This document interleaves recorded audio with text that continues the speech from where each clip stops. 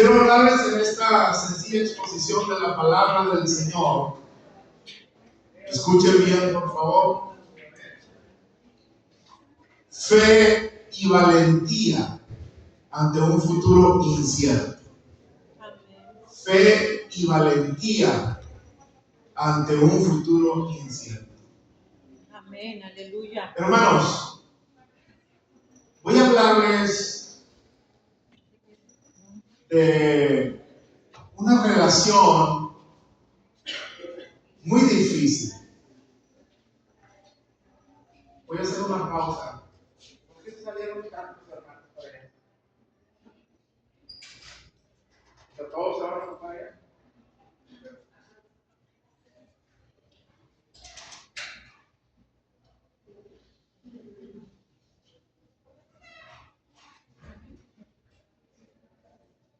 Voy a hablarles de una relación no con muy buena fama.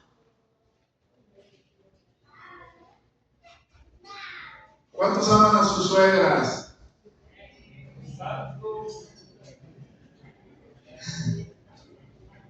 ¿Cuántos aman a sus nueras? Qué bárbaros, están testificando ustedes de lo que algunos llaman una de las relaciones más difíciles que puede haber. De una suegra y una nuera. La relación entre suegra y nuera a menudo es compleja. Eso dice la historia. Es influenciada por choques de personalidad, choques de competencia entre una y la otra. Es difícil tener una convivencia armoniosa. No es imposible, pero suele ser difícil. Algunos consejeros dicen que hay claves para mejorar esta relación. Tiene que ver pues con el respeto que debe mostrarse entre una suegra y una nuera. Poner límites claros en esa relación para convivir de la manera más armoniosa y asertiva que se puede. También hay que hacer un esfuerzo de la aceptación. Como dice alguien irónicamente, es mi no era. ¿No era o no era? Si era o no era. Entonces, la aceptación. También la nuera llegar a un momento de sobrellevar y manejar ese rubro de la aceptación para llevar lo mejor que se pueda una armonía entre ellos. Hay una historia en la Biblia que es como una novela encantadora que rompe con todo lo que acabo de mencionar, aunque lo hice de manera sucinta, es decir, es un resumen, porque se puede decir, pensar y analizar tantas cosas. La relación de una suegra con su nuera, o la nuera con su suegra. Y en la Biblia hay una de las historias más encantadoras que pueda haber. Yo diría prácticamente, no sé por qué es la palabra de Dios, si esta es la verdad, parecería como un cuento y una novela esplendorosa, pero hay una realidad maravillosa vertida en la palabra del Señor de cómo puede una suegra, digan amén cuando digan suegra, gloria a Dios, aleluya, una suegra y una nuera, cuando diga nuera también glorifiquen al Señor, amén. Por acá lo dijeron como con dolor, amén. Digan gozosos, gozosas, cuando digan nuera, amén. ¿Cómo puede ser el amor de una suegra a su nuera y de la nuera a su suegra? Voy a usar una referencia de todo el contexto del libro, pero voy a leer solamente, vamos a leer una porción.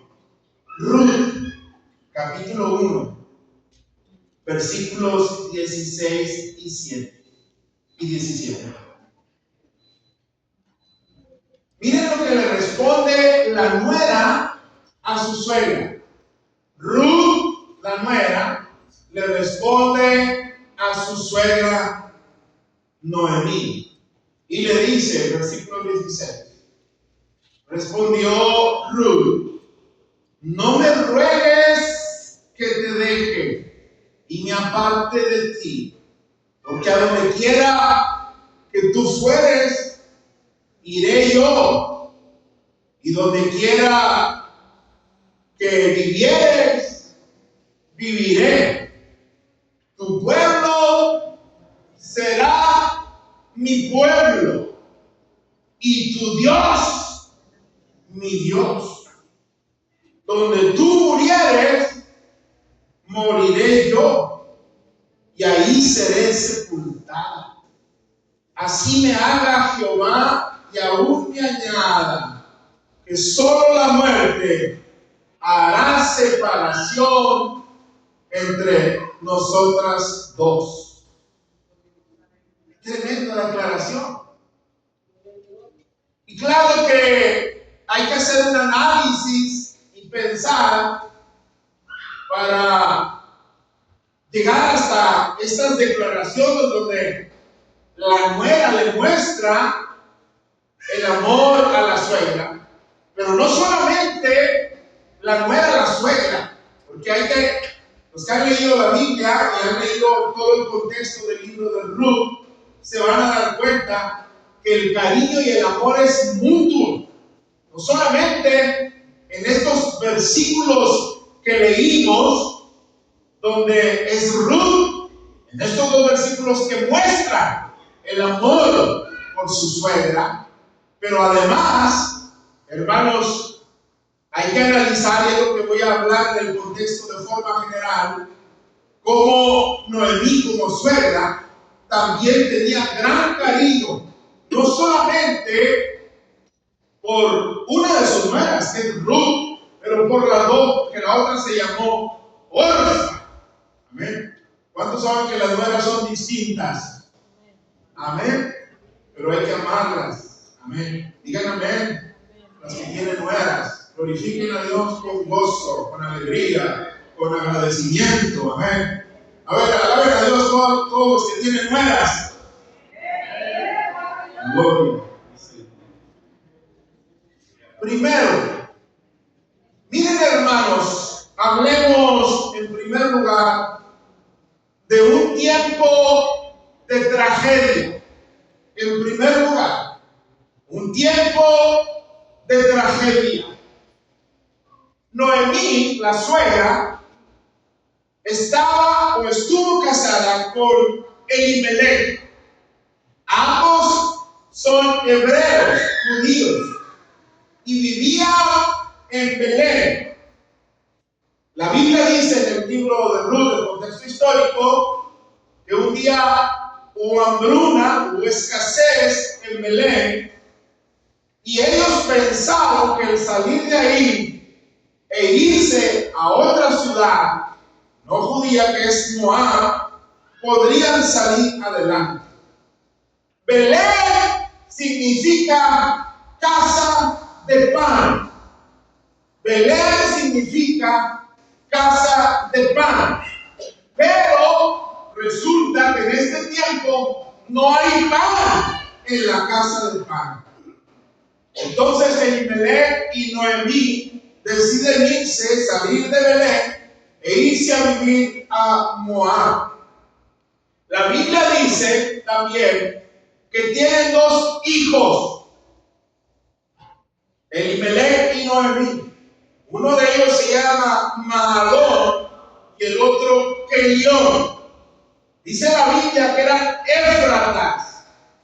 Es una palabra pegada con Belén. Belén quiere decir casa de pan, y Efrata quiere decir fecundidad o abundancia. Así se conoce a Belén también. Quiere decir entonces que los dos hijos son hebreos y habían nacido también allá entre los hebreos. Cuando se va a Moab, allá conocen a sus esposas, a sus novias, se desposan y se casan los dos hijos de Noemí y de Elimelech. Y uno de ellos se casa con Orfa y el otro se casa con la que fue llamada Ruth. Pero luego la tragedia llega a esta familia, que dice el texto histórico, el texto bíblico, mejor dicho, que muere Elimelech, el esposo de Noemí. Luego que se casan sus dos hijos, Mahalón y Kelión, con Orfa y Ruth, dos mujeres moabitas, a los 10 años mueren también los dos hijos. Es mucho, hermanos, el dolor. Se muere el esposo de Noemí y luego se mueren sus dos hijos. La muerte dejó a Noemí y a sus dos nueras, Orfa y Ruth, sumidas en el dolor. No hay cosa más terrible que experimentar la separación de un ser querido y hacerlo o vivirlo o experimentarlo en tan poco tiempo. Aquí mismo en la iglesia tenemos una mujer muy fiel al Señor que en pocos años ha perdido a la mayoría de sus hijos. ¡Qué tremendo! ¡Qué soporte! ¡Qué fortaleza para nuestro hermano! Porque los tiempos de muerte pueden producir el dolor más insoportable que pueda tener el ser humano.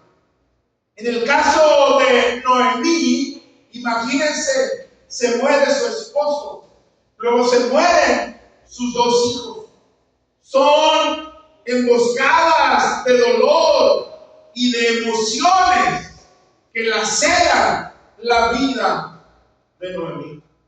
Es terrible cuando experimentamos la separación, la muerte de un familiar, sea la muerte de un padre, de una madre, de un hijo, del abuelo, de la abuela, del cónyuge, el dolor del final de la era de un matrimonio, un sueño truncado en la vida de los jóvenes, sus estudios, un noviazgo truncado, algo terrible. Yo por lo menos he conocido 2 casos donde a 2 mujeres en plena iglesia no se presentó el prometido, como se dice vulgarmente o comúnmente, las dejaron plantadas.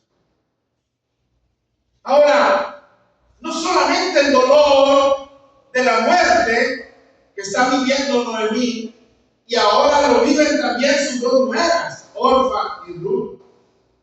Pero además en Moab se presenta un tiempo difícil de hambruna. Ahora se voltean las cosas. Si uno lee el libro de Ruth, se va a dar cuenta que los papeles voltean. Elimelech y Noemí habían salido de Belén porque en la casa de pan no había pan y se fueron a buscar mejor vida en Moab. Ahora que ha pasado todo este tiempo de dolor en la muerte de su esposo y de sus hijos, llega la hambruna en Moab. Y entonces lo que decide Noemí es regresarse otra vez a Belén. Y es lo segundo que quiero hablar. Lo primero, tiempo de tragedia. Tiempo de tragedia. Pesada tragedia. Número 2. Ahora quiero hablar de un tiempo de decisiones. Repito, se voltean las cosas. Y Dios en su misericordia ahora visita a Belén. Y en Belén parece que empieza a haber pan, empieza a haber sustento. Y Noemí, como judía, como hebrea, decide regresar a Belén.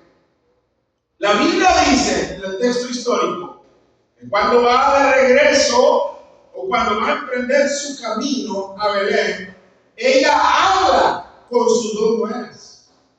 Por eso digo que hay suegras buenas. Claro que sí, Noemí era una de ellas. Amaba a sus dos nueras. Dice la Biblia que habló con ellas. Y habló hasta 2 veces con ellas para decirles: pueden regresar, tome cada quien su camino, yo voy a irme a Belén, voy a regresar a mi tierra. Ustedes no son de allá, ustedes son moabitas, ustedes pueden rehacer su vida. Y ellas lloraron con ella, dice el texto, porque las dos eran buenas nueras. ¿Cuántos saben que hay buenas nueras también? Amén. Gloria a Dios. Muy poquitas suegras dijeron amén, pero yo creo que sí, amén. Aleluya. Y entonces dice la Biblia que lloraron. Yo, disculpen, están grabando esto, pero creo que Noemí era un poquito, era muy buena, pero pues se fue más allá de su historia y un poquito ocurrente, creo yo, porque dijo: ellas no se querían separar, las nuevas de él, y ella les dice: tienen que rehacer su vida, ¿o qué? Si quieren todavía permanecer en la familia, yo ya estoy grande de edad. Imagínense que yo me llegue a casar. Por eso digo que era un ocurrente, porque dijo: ¿a cómo se van a esperar que mis hijos crezcan? Ustedes ya van a estar bien viejas, si quieren todavía tener un hijo de los míos. Pero bueno, esa fue la plática. Les volvió a insistir y a decir, en otras palabras, que rehicieran su vida, que se fueran cada uno por su lugar. La Biblia dice que entonces Orfa, con respeto, la besó. En otras palabras, entendemos que se despidió de ella y Orfa tomó su camino. Pero Ruth no. Ruth no la quiso dejar e hizo esta declaración. Orfa le besa y se va. Noemí ve la decisión de Ruth de no dejarla, y esa decisión que ve Ruth, entonces Noemí se da cuenta que no la puede convencer. Va a salir conmigo, voy a regresar a Belén, es mi tierra, pero no es la tuya, tú eres una moabita. Pero es increíble la declaración que hace la nuera en el momento que no la quiere dejar, porque le dice: no me ruegues que te deje, le dice Ruth a Noemí, ni que me aparte de ti, porque a donde quiera que tú fueres, iré yo. ¿Cuántas quieren una nuera así? Amén. Digan amén los que están esperando la nuera. Digan nuera. No era, sí era. Amén. Digan amén, aleluya. A donde quiera que vayas, yo iré contigo. Y donde tú vivas, yo viviré. Pero no, la declaración es más fuerte y convincente. Dice: tu pueblo será mi pueblo. Y todavía más grande esta declaración. Dice: tu Dios, aleluya, será mi Dios, aleluya. Donde tú mueras, moriré yo. En otras palabras, voy a estar contigo hasta el final. Y ahí seré sepultado. Así me haga Jehová y aún me añada, que solo la muerte hará separación entre nosotras dos. En otras palabras, estoy jurando delante de Dios. Qué tremendo. Hermanos, Dios le dijo a su pueblo, fíjense, Dios le dijo a su pueblo: mi presencia irá contigo a donde quiera que vayas. Aleluya. Y Ruth le dijo a Noemí: donde quiera que tú fueres, yo iré, y donde quiera que vivas, yo viviré. Dios le dijo a su pueblo: yo seré vuestro Dios y ustedes serán mi pueblo. Y Ruth le dijo a Noemí: tu pueblo será mi pueblo y tu Dios será mi Dios. En otras palabras, Ruth no solamente está demostrando el gran amor y el gran cariño que le guarda a su suegra Noemí, pero aún en medio de la tormenta, aleluya, agobiante que ambas están viviendo, Ruth hace una declaración poderosa del verdadero Dios, aleluya, que se nombra en todos los dioses de la tierra, porque el Dios verdadero es el Dios de Israel, aleluya, el Dios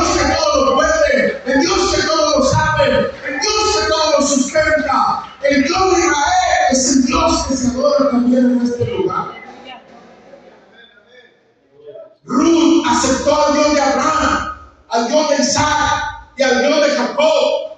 Aunque no soy judía, soy moabita, pero he reconocido que el Dios de mi suegra es el Dios verdadero, es el Dios amoroso, es el Dios misericordioso. Aleluya. Cuando Ruth dice a su suegra, tu Dios será mi Dios, está diciendo, no se compara ni los dioses que hay en mi pueblo, ni todos los que he oído sobre la tierra, al Dios que tiene mi suegra. Es el Dios de Israel, el Dios vivo, el Dios todopoderoso. Cuando Ruth hace esta declaración, Ruth está decidida a adorar a Dios. Y cuando Ruth dice, voy a ir contigo hasta Belén, a donde tú vas, aunque no es mi pueblo, pero tu Dios será mi Dios. Está diciendo, no quiero regresar a la idolatría, no quiero a los dioses tribales, no quiero otros dioses ajenos. Cuando yo te digo que voy a ir contigo, suegra, y voy a vivir contigo, y voy a morir contigo, y que tu pueblo será mi pueblo, yo me quiero integrar a lo que tú eres. Y cuando te digo que tu Dios será mi Dios, te estoy diciendo que no quiero otros dioses, no quiero idolatría en mi corazón. Yo solamente escojo al Dios que tú sirves, aleluya, al Dios que tú amas. Es una decisión total en Ruth. Repito, no solo por honrar a Noemí, sino que ella hace una confesión pública e intencional al decir, tu Dios será mi Dios. Ruth está afirmando sus convicciones y nada la persuadiría a cambiar de opinión. Yo voy a servir al Dios que tú sirves. Yo voy a ir contigo. Yo voy a estar contigo. Yo voy a adorar al Dios que tú sirves. Yo bendiga a todas estas suegras, amén, que han reconocido que el Dios verdadero es el Dios de Israel y es el Dios nuestro, aleluya, y que saben transmitirlo a la vida de sus nueras, aleluya. El Dios poderoso de Israel es el Dios nuestro, es el Dios eterno, es lleno de gloria, lleno de poder, lleno de majestad, aleluya, y lleno de toda autoridad. Tu Dios será mi Dios. Hermanos, al ver la decisión de su nuera Ruth, Noemí no le quita la atención. Y la Biblia dice que entonces Ruth se va con Noemí a Belén. Ahora le toca a la nuera irse a una ciudad, a un pueblo diferente que no es de él. Pero si ustedes creen que estuvo muy sencilla la regresada, porque pudiéramos hacer un análisis de el encuentro emocional, el choque y todo lo que ella estaba pensando, es moabita, no es judía, está en gran dolor, se murió su suegro, y se murió su esposo, y se murió su concuño, o su cuñado, sí, su concuño. Es algo difícil, es algo terrible. Y ahora decido irme con mi suegra. Voy a dejar a mi parentela acá, pero quiero ir con mi suegra, porque la quiero, la amo. Pero no solamente quiero ir con ella, he decidido servir al Dios que sirve mi suegra, al Dios de Israel. Y voy a ir ahí. Y miren qué tremendo, cómo se pudo haber hecho la carga un poco o todavía más difícil. Porque cuando uno lee el libro de Ruth, hermanos, Noemí en el trayecto a Belén, y cuando llegan a Belén, Noemí no alentó para nada a Ruth.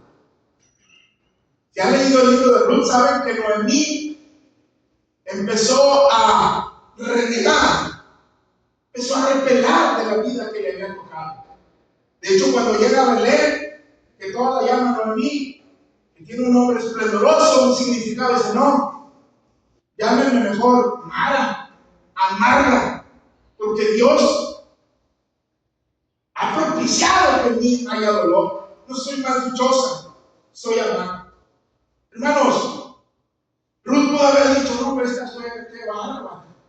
Yo le acabo de decir que quiero servir a su Dios, pero ahora ella va toda desilusionada, hasta cierto punto va como culpando a Dios, que Dios la ha desamparado. Yo pienso que pues Ruth amaba a Noemí, como ya lo dijimos, como se vio en la Biblia, pero tal vez también le dio tiempo para el proceso de asimilación. Porque luego después cuando uno lee el libro de Ruth y lo lees bien, te das cuenta que Noemí se levanta y ayuda a su nuera y la encausa para que se anime y empieza ahí la redención, el levantamiento, la restauración de ellos. En pocas palabras, yo creo que la suegra, Noemí, necesitaba la comprensión de su nuera. Era difícil, ¿verdad? Yo recuerdo, fíjense, la mujer que vivió 10 funerales en la Biblia es la esposa de Job. No sabemos ni cómo se llama. Pero si ustedes leen el libro de Job, ¿verdad? Entre las pláticas de los amigos de Job y cómo Job habla con ellos, y Job habla también con Dios, nunca vemos un regaño y una exhortación a la mujer. Y vaya que la mujer, imagínense la mamá, perder 10 hijos en el mismo día. Y luego decirle a Job, mira, todo lo que nos ha tocado vivir, todavía te ves todo malo, maldice a tu Dios y muérete. Y Job la reprende y le dice, como mujer fatua, has hablado. ¿A poco nada más recibiremos las cosas buenas de Dios? Y las malas no. Jehová dio, Jehová quitó, sea el nombre de Jehová bendito. Desnudo salí del vientre de mi madre y desnudo he de regresar. Pero no vemos ninguna reprimenda, ningún regaño contra esta madre de familia que un día perdió a 10 de sus hijos. Estoy hablando, repito, de la esposa de Job.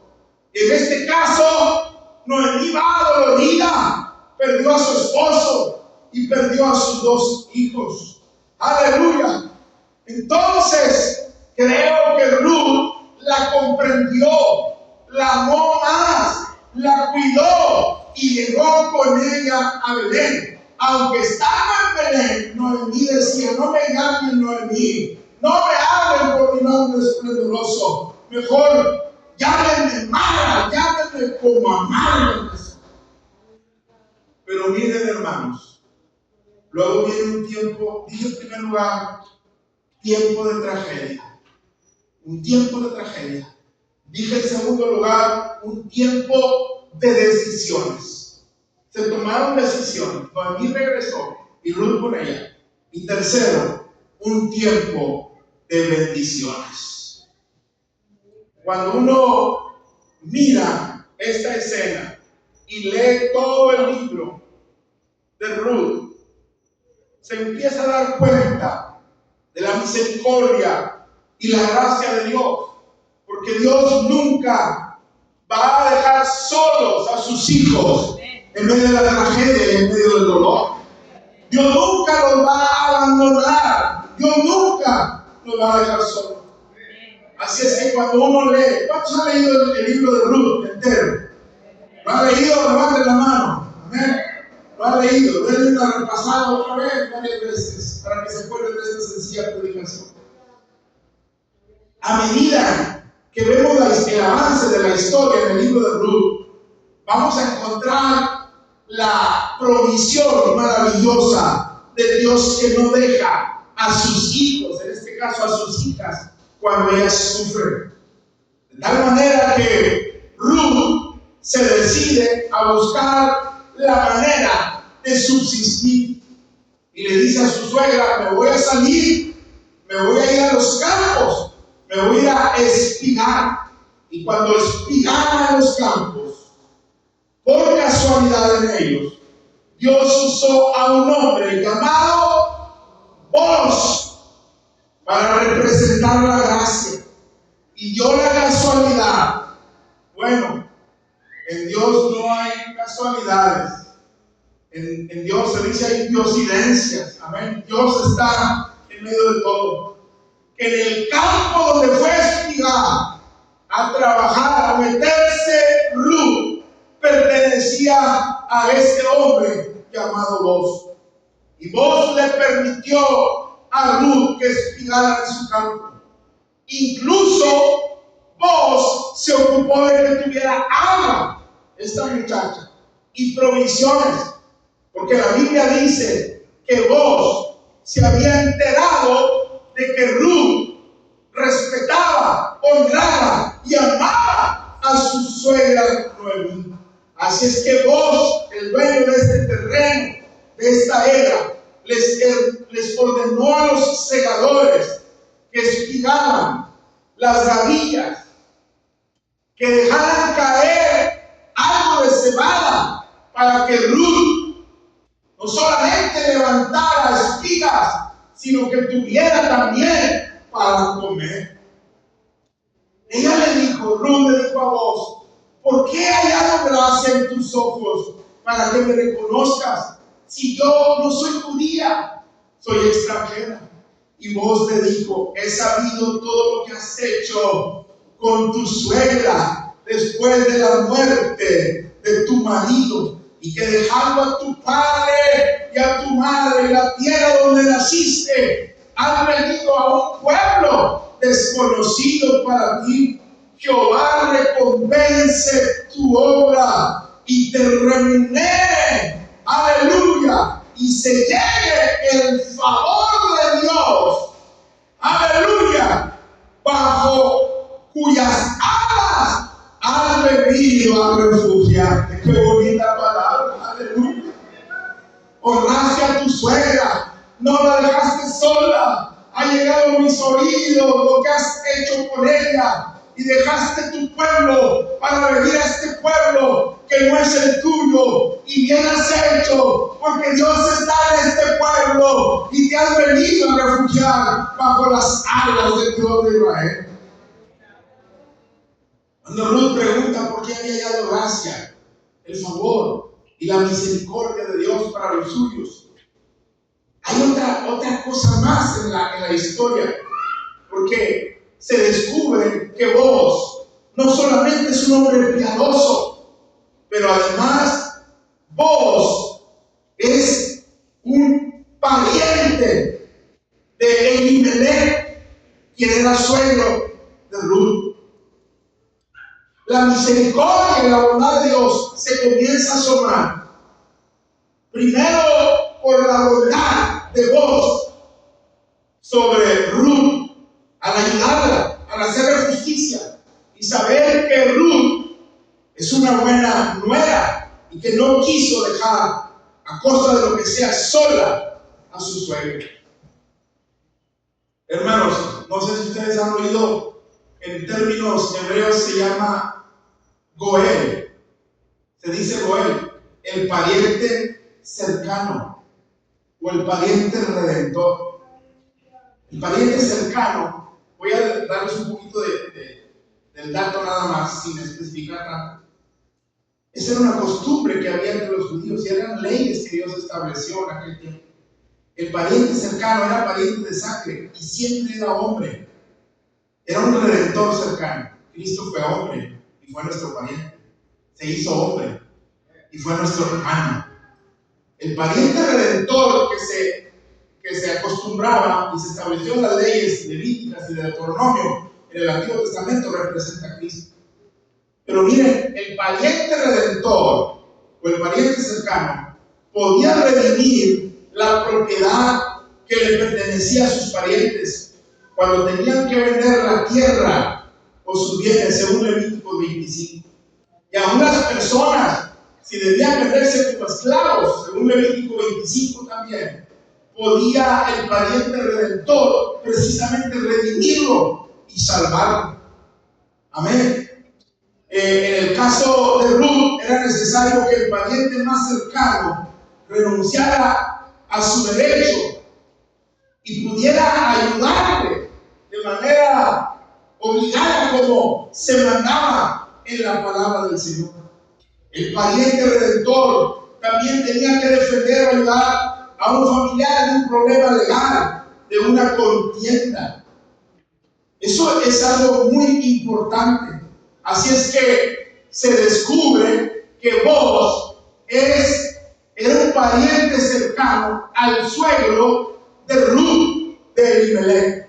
Pero si ustedes leen toda la historia, parece que había un pariente todavía más cercano que vos para redimir a Ruth. ¿Quién podía salvar a Ruth y a Noemí y que les regresaran sus tierras y que pudieran vender sus tierras y que pudieran restaurarlas?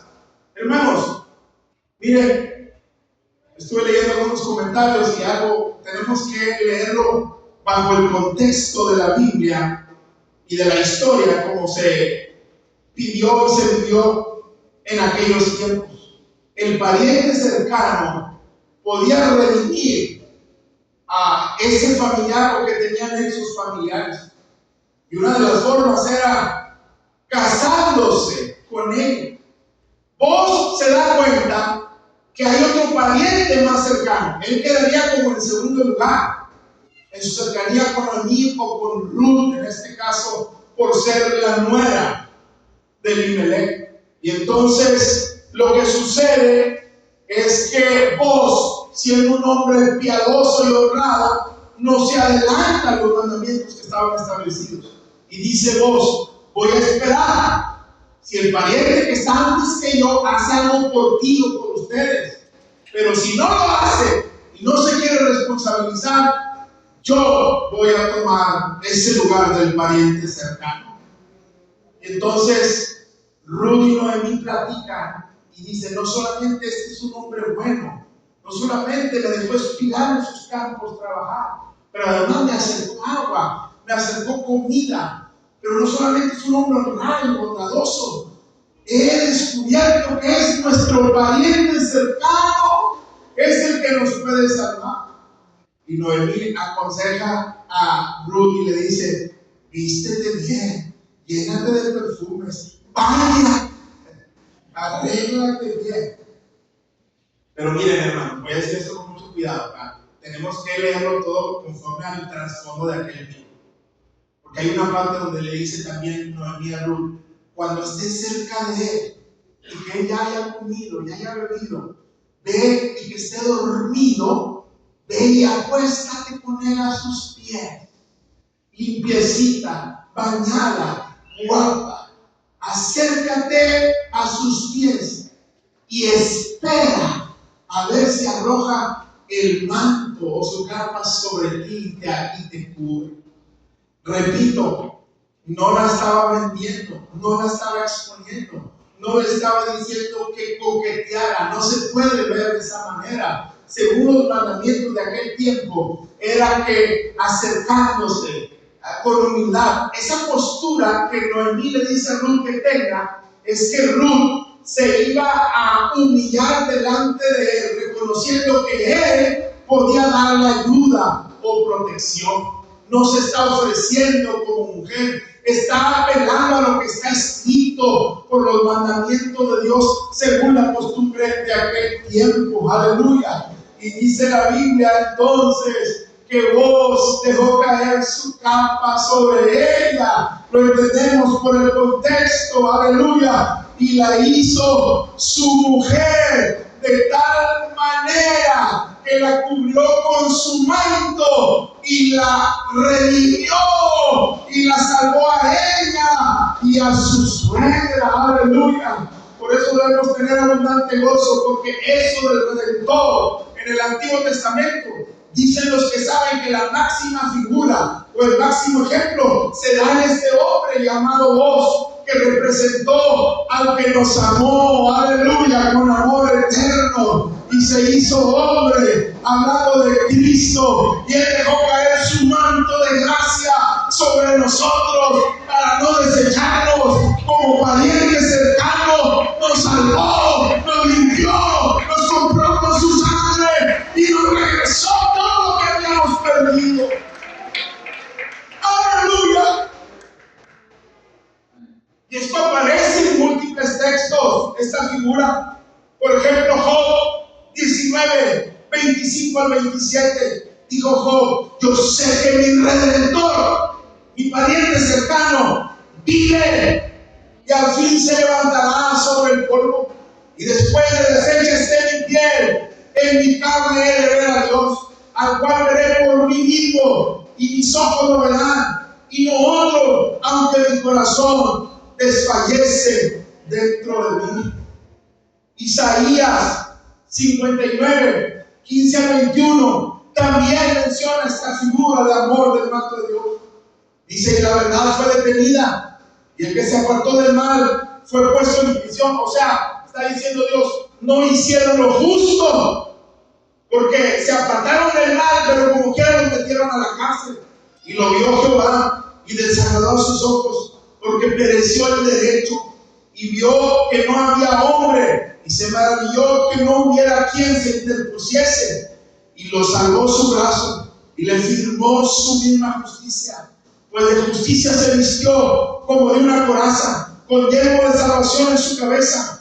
Tomó ropas de venganza por vestidura, y miren, y se cubrió de celo como de manto, como para vindicación, como para retribuir con ira a sus enemigos y dar el pago a sus adversarios. El pago dará a los de la costa, y temerán desde el occidente el nombre de Jehová, y desde el nacimiento del sol su gloria, porque vendrá, es cierto, vendrá el enemigo como río, mas el Espíritu de Jehová levantará bandera contra él, y vendrá el Redentor a Sión, el pariente cercano, y los que se volvieren de la iniquidad de Jacob, dice Jehová. Y este será mi pacto con ellos, dice Jehová: el espíritu mío que está sobre ti, y mis palabras que puse en tu boca no faltarán en tu boca, ni en la boca de tus hijos, ni en la boca de los hijos de tus hijos, dijo Jehová, desde ahora y para siempre. Aleluya. Yo voy a lanzar mi manto sobre ti, y sobre tus hijos, y sobre los hijos de tus hijos. Dios usa esta misma figura, esta terminología del manto en Ezequiel 16:8. Dice, con relación a Israel: extendí mi manto sobre ti y cubrí tu desnudez, y te di juramento y entré en pacto contigo, dice Jehová el Señor, y fuiste mía. Una vez más la terminología: extendí mi manto sobre ti. Dicen que todavía la costumbre es la misma ahorita. Cuando un hombre quiere redimir a una mujer, o la quiere tomar para sí, o la quiere salvar, o la quiere restaurar, hace lo mismo con las vestimentas, con el famoso talí, y lanza el manto sobre la mujer para decir que la quiere redimir, que es suya, que la quiere salvar, que la quiere cuidar, que la quiere proteger, que la quiere sacar adelante. Fue lo mismo que hizo vos. Así el consejo de la suegra no es malicioso ni es ventajoso. Estaba de acuerdo a la ley. Ve, acércate a él, humíllate delante de él, a ver si él tiene misericordia de ti. Y la señal es que cuando tú estés a sus pies, si él arroja el manto sobre ti, te estará diciendo: te voy a redimir, te voy a salvar y te voy a restaurar. Aleluya. Isaías 61:3. Dice la Biblia que Dios vino a ordenar a que los afligidos de su pueblo se les dé gloria en lugar de ceniza, óleo de gozo en lugar de luto, manto de alegría. Aleluya. Hermanos, Dios lanzó el manto sobre nosotros de salvación y nos amó. Aleluya, y nos redimió. Dios sigue lanzando el manto sobre nosotros para decirnos: te amo, iglesia, eres mía, mi protección está sobre ti, te voy a regresar todo lo que el enemigo ha querido quitarte, y te voy a dar vida en abundancia y vida eterna. Así es que llegaron los tiempos de bendiciones para Ruth, para la nueva Ruth y para la suegra también. Hermanos, regresó el pan a la casa de pan en Belén. Miqueas 5:2. Pero tú, Belén, Efrata, pequeña para estar entre las familias de Judá, de ti saldrá el que será Señor en Israel, y sus salidas son desde el principio, desde los días de la eternidad. Mateo 2:1-6. Cuando Jesús nació en Belén de Judea, en los días del rey Herodes, vinieron del oriente de Jerusalén los magos diciendo: ¿dónde está el rey de los judíos que ha nacido? Porque su estrella hemos visto en el oriente y venimos a adorarle. Oyendo esto el rey Herodes se turbó, y toda Jerusalén con con él. Y convocados todos los principales sacerdotes y los escribas del pueblo, les preguntó dónde había de nacer el Cristo. Ellos dijeron: en Belén de Judea, porque así está escrito por el profeta. Se refiere a la cita que leí anteriormente, la de Miqueas 5:2. Y tú, Belén, de la tierra de Judá, no eres la más pequeña de los príncipes de Judá, de la ciudad insignificante, de la casa de Belén, que significa casa de pan, y que es un pueblo chico, no es un pueblo distinguido, y donde un día no hubo pan, por eso salió Belén y Noemí de ahí. Ahora resulta que habrá pan otra vez, pero no el pan que comieron, aleluya, en el desierto, como dijo Cristo, aleluya, sino el pan de vida, aleluya.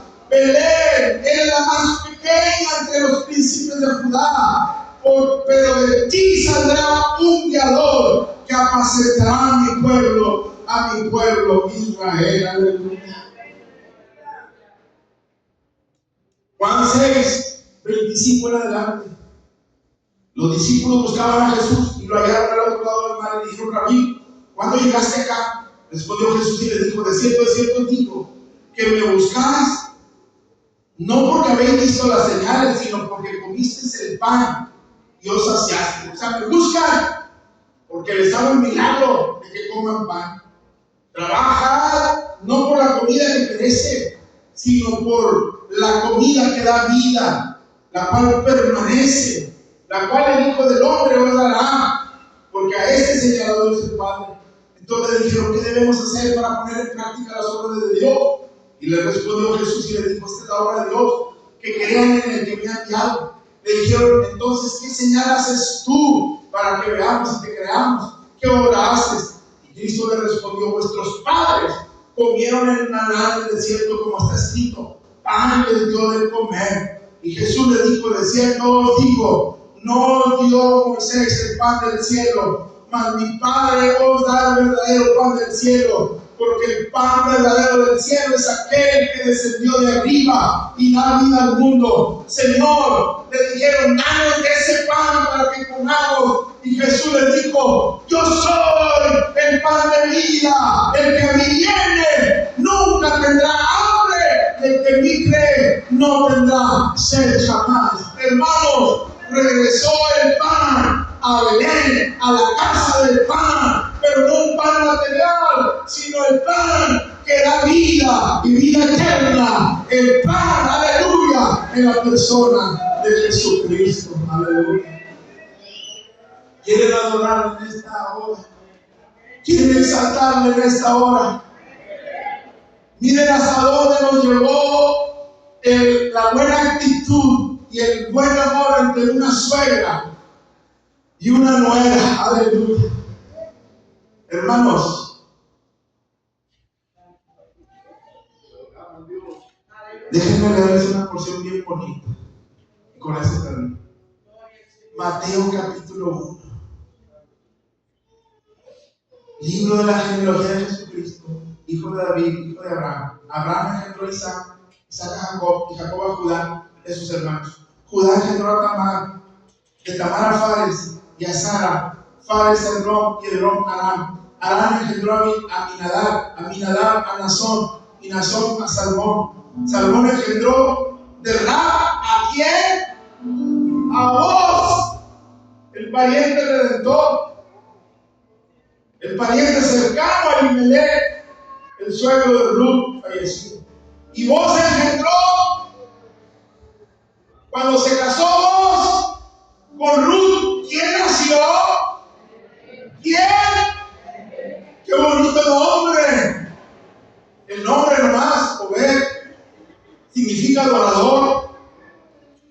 Y Obed engendró a Isaí, y Isaí engendró al rey David, y el rey engendró David a Salomón, del que fue mujer de Urías. Salomón engendró a Robán, etcétera, etcétera, etcétera.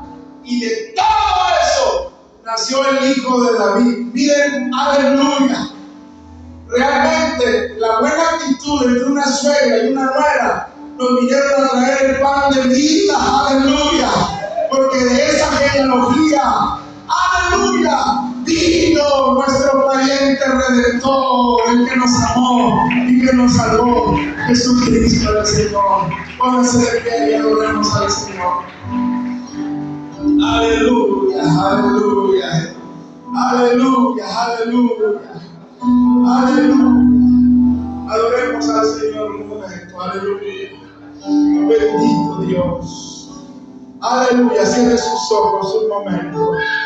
Aleluya. Ayúdenme a cantar, aleluya, del cielo bajaste. Aleluya, aleluya, aleluya. Adoremos al Señor, amén, aleluya. La Biblia dice que estábamos muertos en nuestros delitos y pecados. Merecíamos la muerte, pero nuestro pariente redentor arrojó el manto sobre nosotros y nos salvó. Cristo Jesús, amén, aleluya.